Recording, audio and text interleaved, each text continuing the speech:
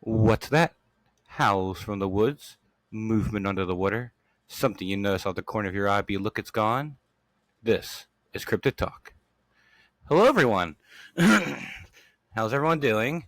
I am surviving. If you listen to last week's, I don't know what I have. Some sort of cough, cold. I don't know.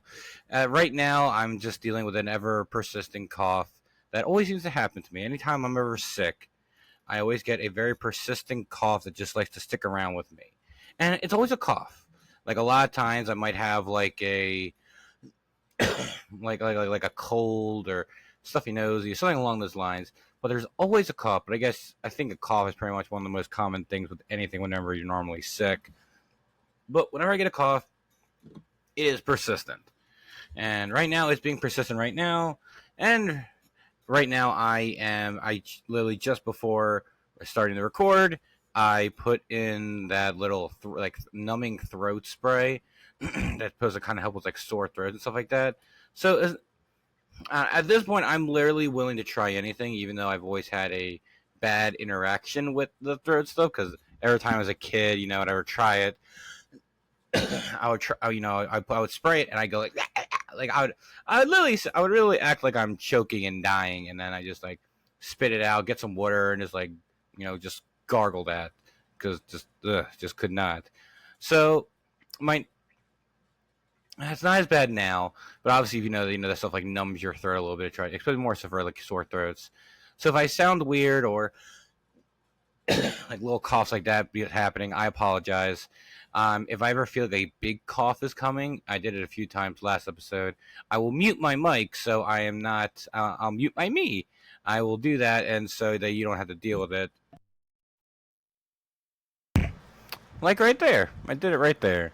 So I am trying my best, and hopefully, I don't know. Hopefully, it gets better before it gets worse, or at least actually gets better and doesn't get worse at all. All right, so enough about me and everything like actually about that. How are you all doing?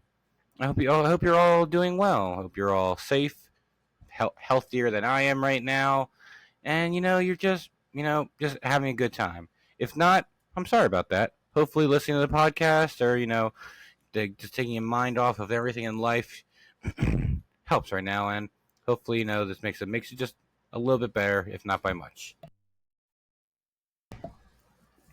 Anywho, so the topic for this episode, as you probably saw in the title already, was actually chosen by you, the listeners. I posted up on the Facebook page, facebook.com/cryptidtalk. Didn't have a whole lot of people vote for this one, but this is obviously just the first one, so maybe people listen to this like, oh, I may want to vote next time. So yeah, I'll maybe sometime in the near future. I already have some ideas for it. There was one idea I was going to put on to the next one, but I think I'm gonna save that for next month, and you'll see why. Yeah, but I think I kind of like the idea of like let the audience pick what the next topic should be. So I think we'll do that again sometime maybe like the end of the month or beginning of October. We'll do another one like this, especially if you enjoyed it. So if you want another one like this where the listeners get to vote, let me know in the comments below. Anywho, so the choices we had for it were dinosaur cryptids, giant animals, Dover demon, and Megalodon. So at the moment of stopping the all right, no more votes, whatever the votes are, that's it. Only 4 people had voted, but hey, it's it's a good for it's like a first time setting up sort of poll. That's a pretty good start. I would have done it on YouTube, but to do a poll on YouTube, you need to have 500 subscribers, and we're only at 31 right now. So we got a lot of work to do before we get to that whole thing of me being able to do it on YouTube. But Facebook can easily do it, which is weird because I tried doing it on my computer, and for some reason on my laptop, and for some reason there wasn't an option for me to do a poll on there. It was so weird. I tried looking and there was nothing. I go on my phone to confirm that I can, and there it is. So I had to I actually did the poll on my phone and not my laptop, which I thought would actually have been easier. But well enough, whatever. I had to do it on there. So the 4 votes were all unanimous, and this week's episode is about Megalodon. So get back. Yeah. Sit back, relax, and enjoy as we talk about one of the, I would say probably one of the most, like, interesting sharks in the entire ocean, and so of all time. Spray's wearing off a little bit. Anywho, so now the interesting thing about Megalodon is that, goddamn, hold on, sorry about this.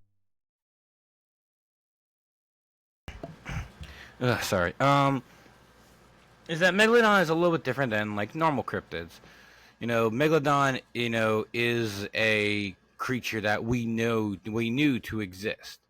It's a prehistoric animal. It lived during the time of the dinosaurs, and even after it. But it's not it. Sharks in general have been alive since since early times of dinosaurs, and in the oceans and everything else like that. So Megalodon, being one of the most biggest, if not one of the most, was the biggest shark to ever have existed. There's it's we now, this is something we know that's been around. So other cryptids like Bigfoot, Dogman. I always want to keep going to the man ones: Dogman, Mothman, Lizardman. But there's fossil records of it, which is one of those big things of oh well, we know Megalodon existed because we got the fossil records and stuff like that of it. When compared to other cryptids, we got nothing of that, so that's why there's no scientific proof of that. So they're thinking but wait, Megalodon was a prehistoric shark, sure, but why are we talking about it today? Well, my dear listener, I will tell you why. It's because people believe that Megalodon still exists or is alive today. I know, it's pretty crazy to think about it, but I'm just gonna tell you what I know, what I think, and then you can make the judgment for yourself if you truly believe or not. And if you don't, hey, that's completely fine. You're allowed to the whole thing about cryptozoology is that you're allowed to have, your own opinion. It's you can agree and disagree on things. That's the whole thing with with everything, how it works, is that we are allowed to disagree on things. The only problem, I know I've mentioned this. My cough drop. I know I've mentioned this before I believe probably in the first episode, or at least not in everything with Bigfoot and stuff like that. As a gooey cough drop from my pocket. Is that it's okay to disagree, because obviously everyone has their own opinions on things of I think this. And well, I don't necessarily, I disagree with that, but I respect your opinion. That's fine. The problem with stuff like this, more so, at least we'll go to the topic of cryptozoology, is when people just blatantly say, "No, that doesn't exist." Well, or why don't you think it exists? It's oh, because I just don't believe it exists at all.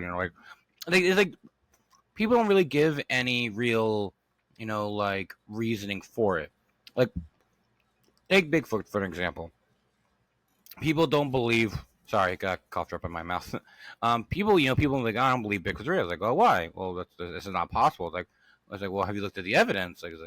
Well, no. It's people in this subject, it's okay. If they don't want to believe, they don't believe.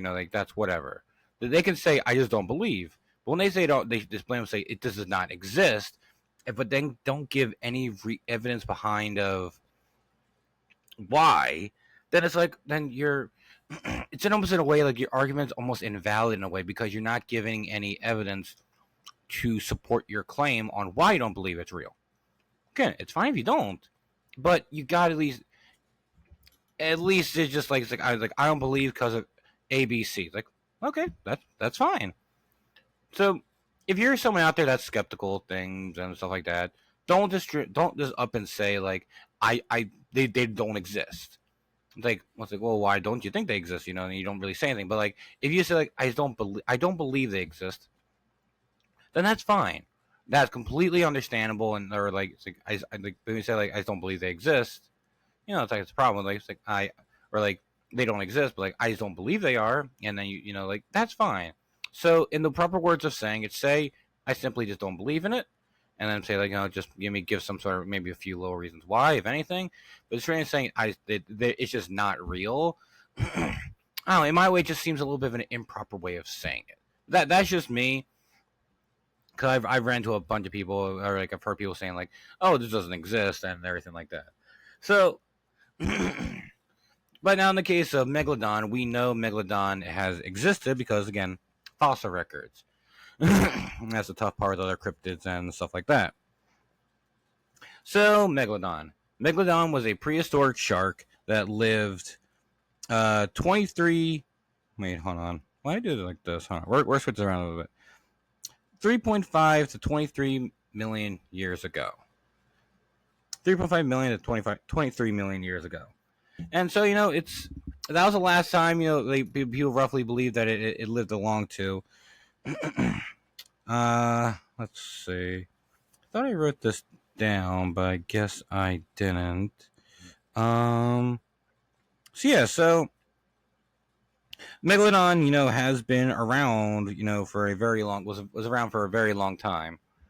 And so if you didn't know this, have you ever noticed if you ever gone to like the aquarium or anything in any sort of way whatsoever that you never really see shark like fossils and stuff like that? Well, in like a full fossil, like shark fossil of like if you go and you see like a T-Rex, you get the whole bones and everything of a T-Rex.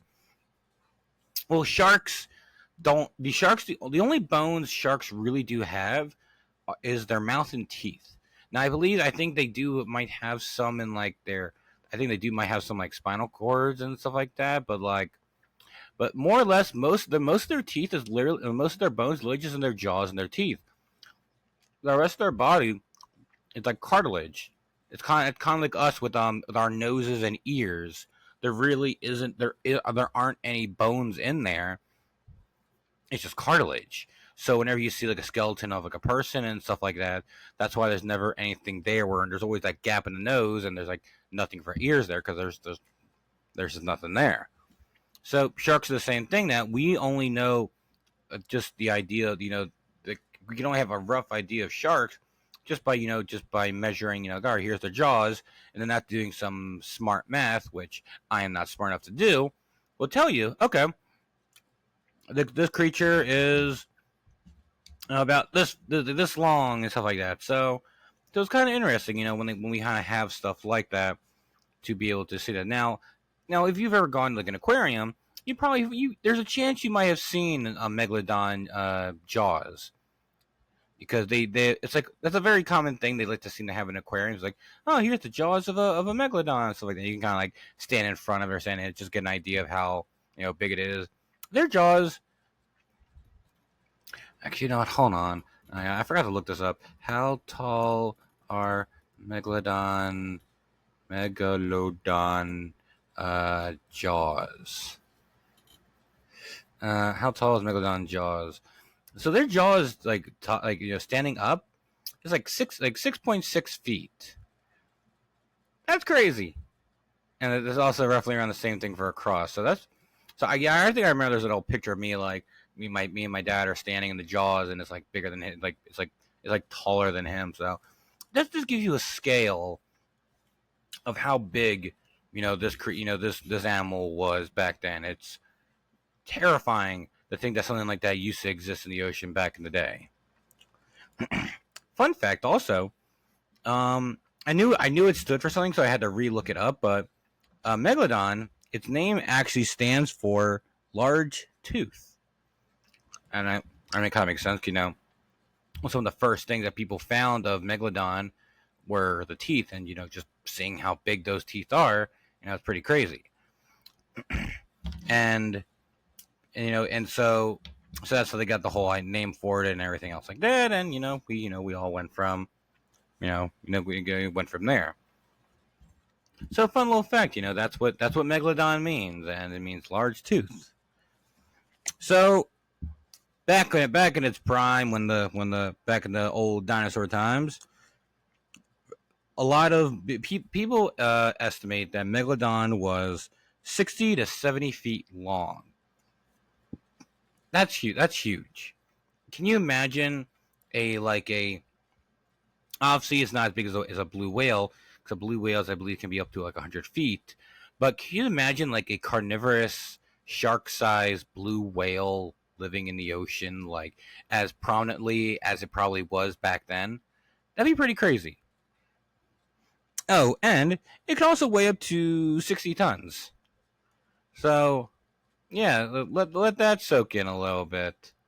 Like, my gosh, I can't even imagine a 6 ton, 65-foot long shark, and being as like common as it would have been back then, like ruling the ocean and everything.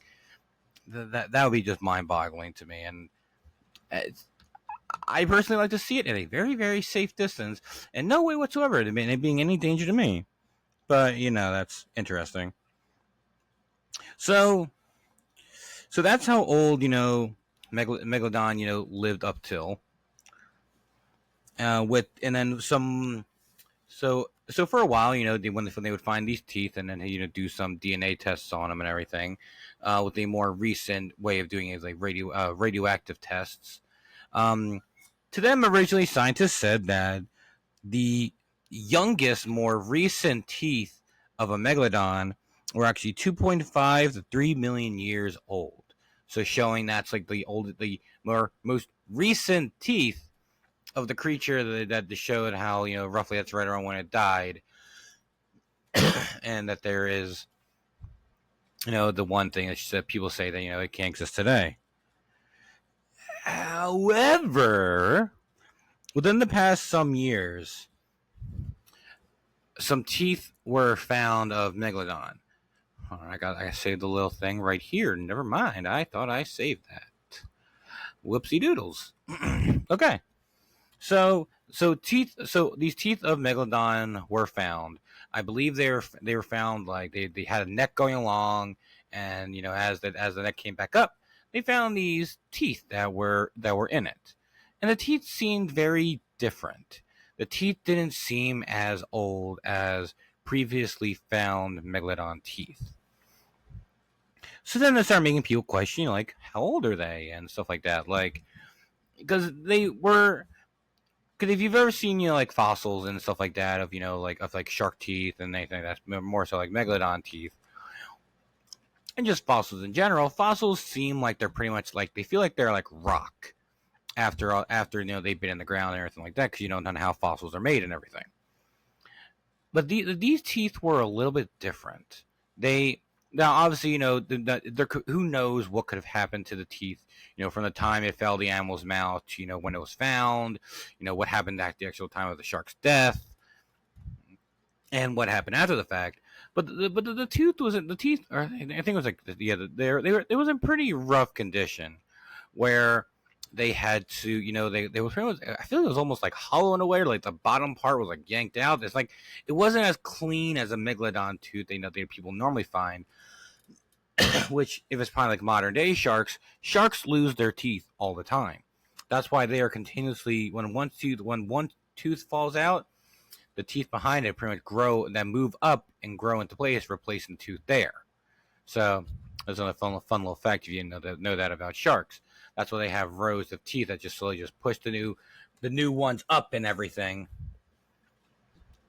And so that's probably where a lot of these teeth came from. They might have just fallen out naturally, just from the shark doing its natural thing. But these teeth, they seemed a lot more recent, and after they weren't 100% sure of the time gap of it, because I don't think they had a fully comfortable way of being able to test it and everything like that back then. But in more recent years, they did evidence They did some tests on the tooth to try to confirm its age. Now, I can't remember offhand, but I think originally they tried doing it. They did try doing the testing of the teeth back when they found it. Um, and I could be wrong, but they guesstimated it to be between like, I don't know, like I really don't remember the number, because unfortunately I didn't write it down for some reason. But it wasn't as old as people originally thought. And then, and like I think I'd like to say within the, let's see, it's 2024. So I'd like to say within the past like 10 years or so, maybe a little more. I think it might have been a little more. Yeah. But they when they did some tests on it, and they used radioactive testing, I believe. And because apparently the test they did beforehand, it was good, but apparently this was more accurate. And after some testing, they found out that the tooth actually may have only been 10 to 25,000 years old, which is putting it so much more recent, way more out of the way than the 2.53 million year old that they originally estimated this creature the last time be alive. So now there's been a lot of scrutiny when it came to with this test, that some people believe that it proves something, or it also proves that they're the way, like, certain what's the word I'm looking for, it the certain composition and the mineral that was in that tooth may have affected the test. But people believe that the test they did was accurate, and that this tooth was found was a lot more recent than a couple million years old. So then that started making people think, like, okay, maybe we need to rethink this just a little bit. Because let's say, Megalodon didn't die out and it was somehow able to survive up until about 10,000 years ago. That's still very impressive than people, would think.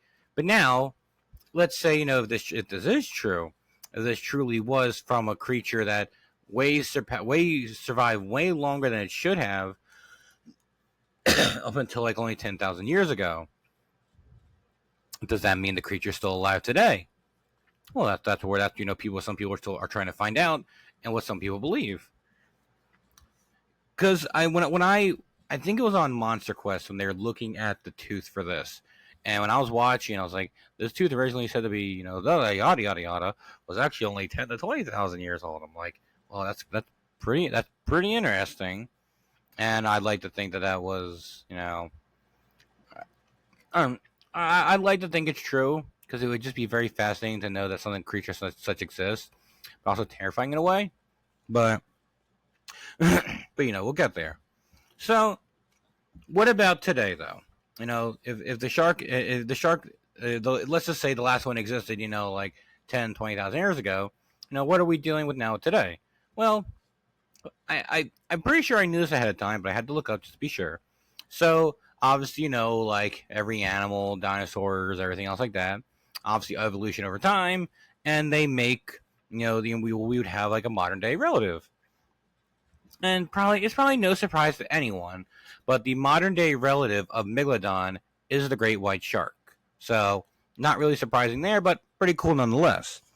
Great whites, are the biggest carnivorous shark species alive in the world, as far as we know. That they can grow up to 20 feet long, and can grow up to like 4,000 pounds, or roughly around like 2 tons. And a lot of times, apparently, females are actually like the bigger sharks of males, and so a lot of times these heavyweight sharks, these huge ones, a lot of times are always females. So kind of shows an idea of it. We've got 20 feet long to 65 feet long, and then 2 tons to 60 tons. So really shows the difference of how things have changed over time when it comes to this big monster shark. Hey, look at Now, don't get me wrong. The great white is still a very big shark, very like the top predator of the food chain in the ocean. But it's so crazy how we had something like as big as that, something that's like that like dwarfs it, or would be like that would be considered like a what would be equivalent to that? That'd be considered like a salmon to the thing. It's just like just one bite the thing and it's just done. It does not stand a chance. So an interesting. So these coming up facts that I'm going to be saying about the great white are something that I might bring. I'm going to bring back up in a little bit, and will will become relevant in a little bit. So great whites, because a lot of times when people think great whites, they think of being kind of like not like a super duper deep, like going deep into the ocean kind of shark. A lot of times one of the prime hunting technique that great whites use is that they like to go they go on like the bottom part of the I guess of the ocean where they are, to where when you look down it looks very dark, and the top of their skin is very dark and kind of matches it, kind of camouflages them, so their prey would have a tough time seeing them, and they just hang out down there, and then when they see a seal come up they then go down and then launch themselves, and then they breach the water. So if you ever seen like Shark Week and stuff like that, where the shark like leaps out of the water with like a seal or something along those lines, that's what they're doing. They go all the way down there and they go all the way up. So they have been able to dive up to 3,900 feet. So not even that much of a mile, but still pretty. Actually, you know what? Hold on. I feel like I know this. Hold on. How many feet are in a mile? Pretty sure I know this one. Okay, that's what I thought. 5,280 feet. That's what I thought. Okay. So not even a mile. God, is that really not that deep? Because when you read the thing, because in my head, I grew up, knowing how far a mile was. Like, miles from here to there. And I guess, I always thought, like, oh yeah, the ocean's deep, like very, very deep. But I always thought, like all like the crazy stuff does start happening to like deeper down. And yet, like this thing doesn't even go down like not even a mile deep. I guess I don't know. The ocean is scary, but also in the same way fascinating as all hell. And so it's like trying to contemplate in my head right now seems a little much. So yeah, so they can dive up to 3,900 feet, and yeah, so it's all right. So they can dive pretty deep. There have been some stories of people in like some of the subs, and they see like a great white like swimming by. They're like, "Oh my gosh, what's one doing down here?" So it's kind of interesting that that the great whites can can dive as deep as that. Because apparently, so in great whites are found in many different are found in many different oceans. Um, what what oceans do great whites live in? So this going by the South Africa, Australia, New Zealand, the North Atlantic, and Northeastern Pacific. I wish you could see like a little map that kind of shows that. Ooh, wait, hold on. Google Images. Aha! Google Images. I always knew I could trust you. So, kind of looking at this a little bit, great whites are like, in the grand scheme of things, they're obviously like sharks, like a lot of animals, especially sharks, are are easier to keep track of when they're close to the water, they're close to the shore. But when you go out more into the ocean, it's hard to keep track of some of these things. But at this little picture right now, I'm pretty much seeing like I feel maybe a little bit more West Coast than that. But yeah, we got parts of the West Coast, all the way down the East Coast, and all the way down to like going along going to the tip of Brazil. So great whites are almost in like every major ocean in some form or fashion. I'm actually going to keep this up because that's just something useful for later. But so great whites like to have their birth with their young in more warmer water, and then they like to go off in more, or they can at least go off into more like colder water and everything like that. Obviously, then they can do both, but they seem to be prefer like colder water over time. So, all right. Okay. So we will come back to that. We'll come back to great whites in a moment. I tried to make some relevancy in my notes of where I'm going with some of this stuff. So before we go into more of the modern day stuff, let's rewind the clock back and in this trying discussion, like, why did Megalodon go extinct? Because things in the ocean lasted a lot longer than the creatures on land. Because once the dinosaurs got wiped out, like obviously sharks and dinosaurs lived along each other. But once the dinosaurs went extinct, sharks and so many other sea life we're handling it just fine. Long after after the dinosaurs passed away. Because when things in the ocean, you're protected by a lot more things. You're affected by a lot less things than when things be on the land. Sure, they're obviously going to have their same sort of problems. Biggest one being competition for food, because obviously being a very big predator as big as Megalodon was, it would obviously need a lot of food, a big food source to be able to support all that weight. And without it, it would ultimately soon up die. Like anything, you need food to survive. But the bigger something is, the more food it needs to be able to sustain itself. So over time, when there's more competition, maybe a little less food, or food may start getting smaller, it's hard. It would be tougher for it to get the the I guess the sustenance to be able to survive and maintain itself, which probably ultimately ended up to most of their extinction. The other big one was also the Ice Age. The Ice Age, back then, the oceans and the oceans in the world were a lot warmer, to where when the Ice Age came, it probably did kill off a lot of the Ice Age killed a lot of things. Any sort of remaining dinosaurs back then were probably gone. But even though there's still some modern day dinosaurs things seen today, we'll get to that in the future. And so the Ice Age was like, all right, reset button, boop, and pretty much just like it took out a lot of things, especially a lot of bigger creatures that preferred warmer water and then needed more food to be able to sustain themselves in colder water. But since it wasn't enough, they went belly up, bleh, and they pretty much pulled a Night of Finding Nemo and just went bleh and everything like that. Now, this kind of goes back to something. Okay, now fast forward back to where we were just a little bit ago, talking about great whites and how, and obviously, if they give birth in warmer water and then can survive, or at least prefer to be in colder water a lot of times. Again, but they can be in of course, along the coast, and when during the summer, you always have shark sightings and stuff like that.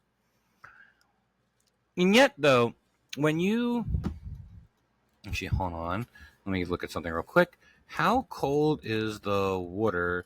39. No, back up. 39. Nope. Okay, we're fine. We'll say 4,000 feet. How cold is the ocean?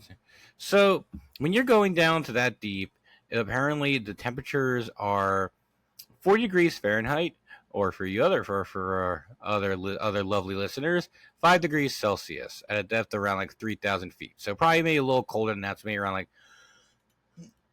oh, here we go. Nope, that's not what you need. So, how cold the water at? Okay, there we go. So somewhere between like to be like there around like maybe like 20 degrees Fahrenheit. So regardless, though, it gets really cold. Like it pretty much gets to like freezing down there. So that's the case. Then obviously that would have to show that if they had not preferred to if they did not enjoy colder water. sorry about that. That they do not prefer colder water. Obviously, that probably would not have helped, in their evolution and everything else like that. But this goes back to my argument that I made for Nessie, where my argument for Nessie was that if Nessie is truly a plesiosaur, as people say, then if they believe that the creature that the animal would need to come up for air more, it would need to come up for air. It's not a full blown reptile or fish or anything. It is kind of like a mammal in some sort of way, and every so often will need to come up for air, which would then make sense of there being more sightings of it. But I have a theory now. I always forget how Cliff Barackman says it, but like a theory or like a hypothesis. No, yeah, I think it's a hypothesis is when you, but yeah, or you have like the evidence supported or anything like that. But my theory is that let's say plesiosaurs, did have to come up for air. Let's say they had to come up for air maybe every hour.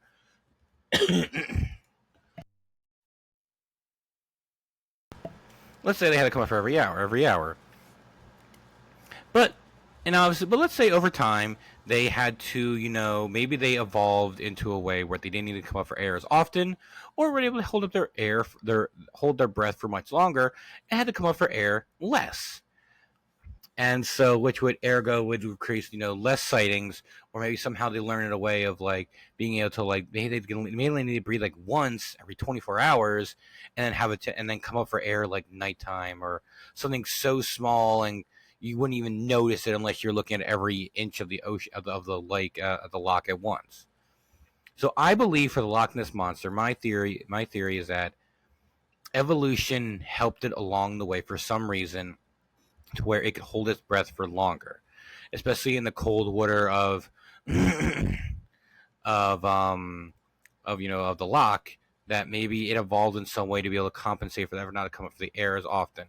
I have no evidence to support this, but I've always liked to think that for some cryptids, Bigfoot will maybe, but at least for Nessie or a lot of lake monsters like it, or maybe even Megalodon at this point, evolved in a way to be able to evolve past their shortcomings and being able to in a sense evolve and survive better. Again, no evidence support this, but I kind of think that when it comes to a lot of these cryptids now, again, you can't really make the argument for like Dogman and a lot of certain other cryptids, but I think evolution needs to be a strong consideration for some of them. Not all of them, but some. Some that we know that, okay, there's at least a possibility like some sort of fossil record or something along those lines of being able to support that. But I feel like I've never heard anyone anywhere talk about it. Now, it could be something that's just so outlandish that no one like just even considered it. But I mean, we live in a world where there's a lot of crazy stuff going on. And so I think there's more to, I think the idea of evolution playing a bigger part in some of these things that people might want to consider it. I think people should be, should be open-minded to it. Because I believe that, and I really think that people should at least be a little more mindful. It's like, oh well, maybe something with evolution. Now, again, I can't say it for everything, but for some, I believe it. It can be a possibility. So, all right. So now you might be wondering, how does this pertain to what I'm talking about right now, Megalodon? If it is still alive. So if great white sharks have been able to evolve to where they can dive now, there's no way of knowing how deep Megalodon could have dived down. Could Megalodon been able to dive deep enough, or to dive this deep, or even deeper back then? It's very much possible. We got no way of knowing. There is no way. Like, we could take the most mathematical, scientific guesses, but ultimately, we're really not going to know what the real how deep they really could dive. Could they not even dive that deep? Could they dive even deeper? We'll never know. But where I'm going with this is this. Let's say great whites were able to evolve to where, let's say Megalodon could not dive that deep. Obviously, a great white, which is like a minnow compared to how it used to be, that it evolved to where it was able to swim that deep. Obviously, with a smaller body, it would be able to do that because it wouldn't be as much energy to deep dive down there, and everything like that. So that could also play along with it. But let's just say it evolved to where it could. Now, let's say Megalodon. If Megalodon is still around, it evolved to where I mean, obviously, it would still need some sort of food source, but in the a lot of the big theory for a lot of of what's in the ocean is that a lot of the bigger a lot of the bigger fish and creatures are believed to be deeper down in the ocean, like the giant squid, for example. That creature can grow up to an unknowable about a size, but there's the video that they took of it possibly being a 60-foot one, and stories of them like seeing the suction cups on sperm whales to show that these monstrous battles and how big these things can get. So who's to say it is not? They're somehow not still down there, and they're surviving off of maybe sperm whales or giant squid or whatever the hell is also down in the ocean. So I consider that as a very strong possibility. And then who knows? I mean, the whole thing like the coelacanth, for an example. Yes, the coelacanth is like is nothing compared to the size of a megalodon, but the coelacanth was a fish that was known to exist back in the day because there are fossil records of it. And then lo and behold, in like the early 1900s, there was one found on a dock, and then they found them like these very like there's like two spots in the world where if you dive down deep enough, there are living coelacanths. So the coelacanth is always that prime example of like, oh, the coelacanth still be alive. So, yeah, sure. I mean, I completely understand the argument. It's a little tough to comparing a small creature like that compared to how big Megalodon is, but definitely something I should say not to be ignored. Now, obviously, people don't believe like, well, Megalodon exists. We feel like we'd be seeing a lot more and stuff like that. It's like, I mean, we know that we know that giant squid exists, but how often do we really see those and stuff like that? So, I know it's hard to say, and who knows? Maybe Megalodon really isn't around. Maybe there's like a maybe a smaller version of it, but bigger than a great white. Who knows? But I don't know. It's interesting to think that that Megalodon could somewhere be down there in the deepest, darkest parts of the ocean, feasting on some of like the big unknown big creatures in the deepest parts of the ocean. So the other interesting theory that could possibly support that is there is actually also another modern day relative of the great white, and it's the salmon shark. The salmon shark lives in the more like northern, colder parts of North America. That's a spider. Salmon shark. That's Salon. Salmon shark. There we go. It's pretty much like it's like a more darker, smaller version of a great white. Honestly, in a way, it's kind of adorable. Kind of looks like a little puppy version of it. Yeah, it lives in the coastal and oceanic environments of the subarctic and temperate North Pacific Ocean, kind of like around like Alaska and that part of the world. So that's a relative. You could say that's a split relative of Megalodon, and it evolved to be able to live in colder climate. So who's to say that if Megalodon was able to exist today, that great whites and salmon sharks separated from it, that if Megalodon was still able to hold on to its megalodonness, that it wouldn't be able to evolve in a way where it could be able to handle colder temperatures of water, and ergo it would able to be able to dive down deeper to where it could then survive and feast on the larger prey that is probably down there for sure. But I think that's pretty interesting, and I think something that just needs to be considered because I mean, the ocean is very vast, and we know very little. So who knows what is down there and everything like that.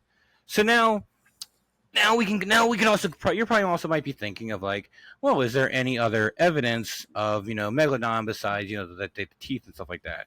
I mean, sure there. I love Shark Week. I watch it every year, and whenever I was a kid, Shark Week always seemed to be on. We were down at the beach, and I would watch it every night. Loved Shark Week. Up to a point, there were one year there was a Shark Week special, like Megalodon, the evidence, or something like that. And the following year is like Megalodon, the new evidence. Like it seemed like they were doing a documentary of, like, them trying to hunt for Megalodon and showing like these video, and like this thing was outside the boat and everything like that. Ultimately, though, I firstly found out that those specials were fake. They weren't real. And I was actually very bummed about that. Now, sure, some of the stuff seemed a little questionable, but there was some stuff on it that looked very legit, like these older pictures showing a very huge fin along a submarine or a boat, showing this like 60 to 80 foot long shark, and stuff like that. And I don't know. I really wanted to believe that some of these were real, but I have a feeling that all those evidence that were from that special were fake. And it's kind of unfortunate, because I always disliked whenever they do like mockumentaries of like stuff like that. That's why on Animal Planet every year, when they started doing it, I always loved Monster Week. They'd always do like cryptid specials all week. It was my place. I loved it. Unfortunately, Monster Week did stop, but I was like, because there's not enough shows out there that actually go out and people actually try to find things. There's some, like, like Finding Bigfoot, and, Monster Quest and Animal X and stuff like that. So there were shows, but there's not enough legit ones. And I mean, and it's unfortunate, because I really would like there to be more. But that is what it is. So the story, but some of that stuff was very interesting. It did make me at least think, like, God, that would be pretty cool if some of these pictures of like these, like this big fin with these boats and the subs and everything, and showing this very big creature and everything else like that. So those are unfortunately a miss, but there are a few stuff here and there. But right now, I actually found I had a thing saved, but I think I actually closed it from earlier. I actually have a thing right here that shows two reports. In 1918, fishermen off the coast of Australia saw a very large shark as they were fishing, and after them being amazed by the shark, about the size of the shark and everything, they were asking, like, how big was it? And apparently the wharf that they were on was around 115 feet long. And apparently it was the size of that. Like, the one tip was down there and the other tip was down at the other end. And that's huge. Like, that's even bigger than the largest known megalodon to have ever existed. But again, no way of knowing how big they got without knowing like fossil records and stuff like that. So, but pretty interesting. I'm like, huh, okay. I see what you're doing there. And so, and that's just like, again, like the one thing that showed that these fishermen might have actually seen something is that, kind of like I mentioned, like, with past creatures and stuff like that, that the locals and fishermen, they know, these fishermen know what a whale looks like. And if they could and they said that this was a shark and not a whale, you're more likely to believe them, because that's what they do. So they're like, all right, they say there was a huge shark around this long, and so there must be something behind it, obviously, but there's no other evidence besides just their story. But then in 1960, there was a boat. God, I forgot to write down where it was, but a crew saw a huge shark. But unfortunately, they gave no indication on its size. And apparently, when they were questioned what they saw, none of the crew would talk about what they saw, or anything, like how big it was or anything like that.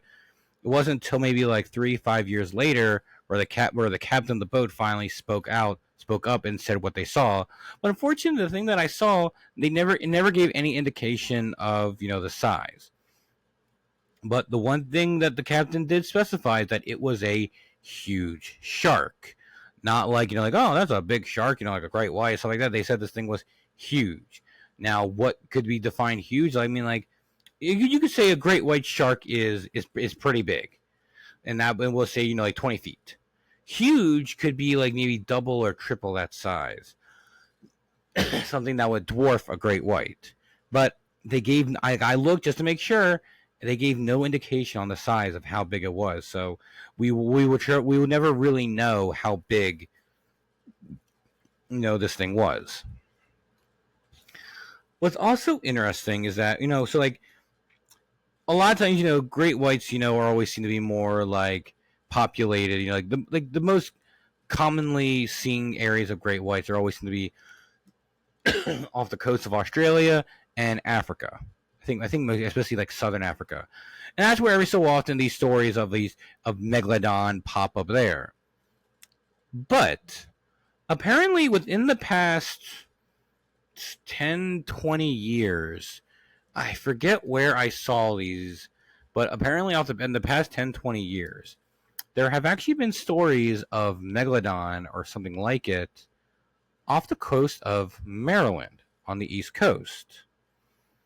And there was one person that said that they were swimming one day and they were scuba diving and ran into what looked like an invisible barrier, like a tank and stuff like that. And apparently they saw what looked like a big shark being contained in it. And there were a few stories like this, apparently, of some people saying this, but obviously no evidence to support it or anything else like that. But even today, people are saying that they are still seeing a bigger than normal shark. Because, I mean, yeah, sure, like people who may not be fully used to the ocean, what lives in it, the size of things and stuff like that, may not be 100% sure of what they're seeing. But they have to at least but for fishermen and people who know the ocean well and can be like, that's normal, that's not normal. I think they should be at least considered a bit more serious than you probably would think. And I don't know. I like to think that Megalodon truly still does exist in some way in the ocean, probably more so in the deeper part of the oceans, because the ocean is so vast and we can't look at every part of the ocean, every direction all the time. We just can't.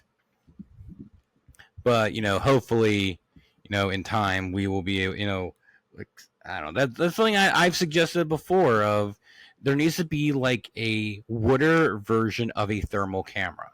So let's say I go out to the ocean, I put this camera in the water, I look down, and I can see like obviously they really won't be heat signatures because ocean things in the ocean don't really give off heat in a way, but some sort of heat, like maybe a cold indicator or something. I don't know. Like, but I look down there, I can see the shapes of things all down. I'm like, oh my god, look at that! Look at that! Oh my god, look at that! 2,000 feet deep, I can see what looks like a foot wide long sea serpent, and a giant deeper down there. I see a giant squid that's like 60 feet long, like something along those lines. I think the idea of that would be very cool, being able to look down there and just be like, sorry, my throat's starting to give way a little bit, but I think it would just be kind of cool to be able to see what's in there, because sonar can only do so much and anything like that. But I think it would be pretty cool to have, like, obviously the technology for that is probably not even possible. But hey, if you know any super smart science people, get them on that, because I would love to buy something like that, but that would probably be nothing cheap anytime soon. It took them a while to even make thermal cameras more affordable for people, decently affordable, and be decent as well. That's why I got mine from the BFRO. But overall, I'm kind of like I'm leaning more. I don't know. I was gonna say 50-50, but I'm leaning towards more that I believe there's something more to Megalodon than people think. Because again, the ocean's very vast, and we don't know what lives in it, like barely. And so I think there might be some way now. Sure, like now the argument could be made like, oh, there has to be like them breeding and stuff like that. It's like, well, maybe there's more of them down there breeding. Maybe they can live longer before they have to breed, and like a bunch of possibilities. Obviously, no evidence or anything to support this, but Who knows? And for all we know, though, all these people are seeing are just very, very big great whites and stuff like that, or something like that. But some people swear on their lives that they are seeing things that dwarf a great white. So I like to say that because a lot of these sharks, these weird big sharks people are saying, some of them have been misidentified as basking sharks and megamouth sharks, and I think even a few whale sharks. So, which are which, if you didn't know, all three of those species are harmless. They're all filter feeder sharks. They have no teeth. They just suck in krill and plankton and all the small stuff and just like go like that. So they are harmless. Sure, they might hit you with their tail if you feel threatened, but they're not gonna eat you. So don't worry. So I think they're until we look at every inch of the ocean all at once, what lives in there is anyone's guess. And I like to believe that there is something more going on down there. And I think that's gonna be it. I'm not so kind of surprised it took me a bit to even do Megalodon. I kind of actually forgot about it because I was thinking like, all right, what's some cryptids I can put on my first poll? And I'm like, Megalodon. I was like, oh my god, Megalodon. Like I completely forgot about that. Like back in the day when I started doing this in college for the community college I went to, Megalodon was in like the first like 8 episodes. For some reason, I completely forgot about it. And Megalodon's always been an interesting one for me. Like, sure, like I didn't watch the Meg or the second one or anything else like that. Like, giant shark movies are very overrated, are very overused. Don't even get me on Sharknado. Those movies are a. I hope whoever made those movies, I hope it gets a little slap in the face. But anywho, I think it'd be pretty cool if we found out that the Megalodon is real in some way. But I hope it's real. I really hope it do, because obviously if it is real and people are like worried about because they don't want it to exist, I feel like it would be a lot more of a problem if it was more of a close to the surface shark. That's why maybe it might be more of a deep sea shark kind of thing. But we won't really know we'll probably never know for sure. But yeah, so I hope everyone enjoyed this one. The Megalodon has always been an interesting one. It's always been a fun one. Obviously, also a very tough one to believe, but I mean, hey, that's the fun of cryptozoology, right? We're trying to see if these things are correct, or these things are real, and we're just having a fun time and everything about learning about it and sharing the fun of it. But yeah, hope everyone enjoyed this one. I hoping you feel, if you had a rough day or a rough week, you feel a little bit better, and I feel great about that. And yeah, we guess I'll do my usual like close you down stuff. If this is your first time here, welcome. My name's Michael Madden. This is this is Cryptid Talk, and if you haven't already, follow the Facebook page, facebook.com/Cryptid Talk, and then obviously head to the YouTube channel, subscribe, like, tickle that little bell icon, like tickle it, make sure it laughs, makes a little ding noise, it goes hee hee. Goes ding. That's it laughing. Like, comment, share, subscribe. All the normal YouTube-y stuff. They say for you to do, and just share with a friend. Like, if someone that listens to the podcast, they need a new podcast to listen to. Send them my way. I made a time for the podcast to be on every Friday at 3 p.m. because afterwards maybe you might give people like the adventure hikey mood for the weekend, and get people more out there in the woods and nature and stuff like that. Because and I was like, oh, it's kind of cool. And like they listen to Bigfoot one, they're like, you know what, I want to go look for Bigfoot. They go and look for it. So, and that's I'm hoping that this is having fun with people. And of course, if you are someone who has seen something, heard something, even the story's long or short or anything else like that, email me. I would love to hear it. I haven't got any yet because obviously I need to reach out to more people, and people have seen things. But I'm hoping that once again the people who have to submit stories, that maybe we'll start having like special episode dedicated to just reading stories and then talking about them and then going from there. So we'll see. Of course, and if you do email me your stories, email me with whatever name you want me to call you. If your name's Jeff, you're like, my name's John. I'm like, I will not know that you're not. I will not know that you're lying to me or not. So if you want some sort of privacy of who you are and stuff like that for reasons, or just go by J or A or L or like whatever the first letter of your first name is. You can do that too. So don't be scared if I tell you. And if you if you tell me your real name, you're like, please tell me. If you read this, please call me as this. That works too. I'm completely fine with that. But I would like to hopefully at some point have special episodes along with just talking about just reading people's stories. So and no matter how strange or crazy it might sound to someone, I will not discriminate you. I will not make fun of you, laugh at you, or anything else like that. I'm hoping at some point, we'll be able to build a community on the Facebook page where people, can discuss their stories openly, and people can have a nice, conversations about it and everything like that.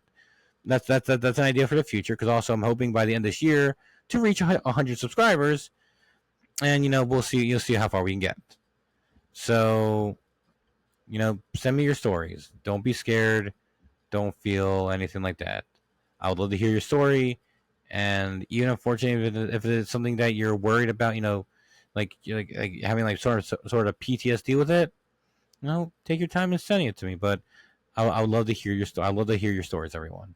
I care about you all. I care about this this ever slowly growing community. But remember, keep your ears and eyes open for the creepiness in store, because you never know what you'll find outside of your door. This has been Cryptid Talk with Michael Madden. Have a good day, everyone. Stay safe. Love you all.